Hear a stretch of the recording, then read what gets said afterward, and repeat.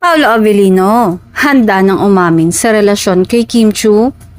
Usap-usapan ngayon sa social media ang tila matapang na hakbang ni Paolo Avellino matapos siyang mag-post ng larawan nila ni Kim Chiu sa kanyang official account. Agad itong umani ng samot-saring reaksyon mula sa mga netizens na matagal nang naghihinala na may espesyal na namamagitan sa dalawa. Sa naturang post, makikitang magkasama sina Paolo at Kim sa isang candid at sweet na larawan na tila nagpapatunay ng kanilang pagiging malapit sa isa't isa. Bagamat walang direktang caption na nagsasabing sila na nga. Para sa marami ay malinaw itong pahiwatig ng mas malalim na relasyon.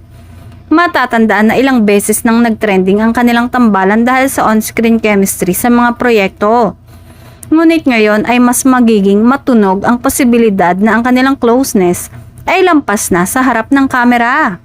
Kung ito ang paraan ni Paolo para unti-unting aminin ang relasyon nila ni Kim, mukhang malapit na nga tayong makarinig ng kumpirmasyon, ayon sa ilang fans na labis na kinikilig.